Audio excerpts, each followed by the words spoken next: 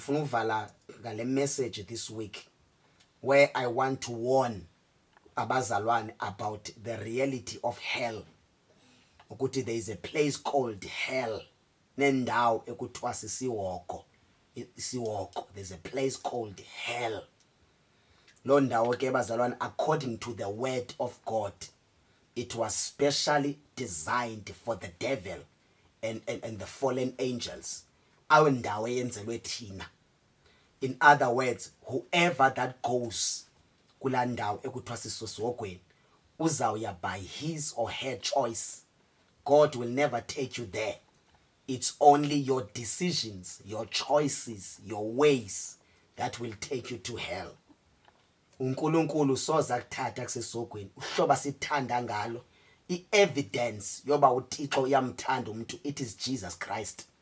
Ukubethelwa kaJesu on the cross, ukufa kaJesu on the cross, yonke izinto uJesu wathi go through zone, it was the proof that God loves you with any everlasting love. Thanda ngothando olungapheliyo. Jesus is the proof, because Jesus is the heart of God. The Bible, so the Lord, so the Bible wenje njalo ukulithanda kwakhe ihlabathi, xa kuthi ihlabathi, which means me and you, waze wade wancama unyana wakhe uJesus. Jesus is the heart of God. So i-evidence yoba siyathandwa uNkulunkulu nguJesu. And number 2, uxolelwa lwezono. Because ukuphila kulomhlaba usazi ukuthi izono zami zixolelwe. Oh dear Lord, awuvuphila kamnandi, usazi ukuthi zonke phila kamnandi, zonke zixolelwe, zonke zihlanjiwe. All of my sins are forgiven and washed away by the blood of Jesus Christ. Awuvuphila kamnandi, uphila uzazi ukuthi I do not owe God and I owe no devil. Noba ngaza kume zone accuser esithi wena sivungu wawuke wenza 1 2 3, wawuke wenza 1 2 3 4 5 6, dithi afika to Jesu yayingenguye, sisidalwa esitsha esi. Nami ndimbuze Satan ukhuluma ngani? Andizikhumbuli mina ndisela utshwala, andizikhumbuli mina ndijola, andizikhuluma ngani, because zonke izono zami zathathwa.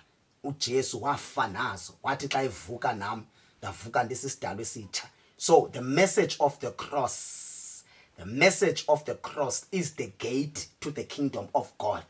Bonke abafuna ungena in the kingdom of God, they enter through the cross.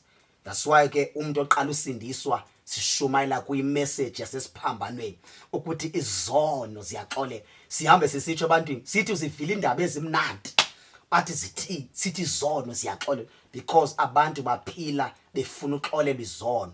Hozo yazi ukhona umuntu endake wonke umuntu ozongena kuso isiwoko, everyone that was also spend eternity yakhe in hell, it doesn't matter ukuthi ngibani. It's only your choices, because God has given you the power of choice. God has given you the power of choice to choose between life and death, between curses and blessings. As to Moses, I advise you to choose life. So uNkulunkulu will never force you to follow Jesus, will never force you to accept Jesus, will never force you to walk on the narrow way, will never force you to walk in righteousness and in holiness, will never force you to obey the Holy Spirit, will never force you to do anything godly. But uNkulunkulu will always make sure ukuthi igrace yakhe iphezu kwakho, so that you can repent from your sins, so that you can also walk in holiness. And if you are struggling, ukuphathela different preachers ezizokuzama so that uzokwazi ukuhamba endleleni. That's why sithi apho uJesu xa advise abantu abashumayizayo uthi fear the one who's got power to kill both body and soul. After doing that, akuthatha ukuphosa esiwokweni in hell. So it is only your choices, decisions ozithathayo that will take you in that place.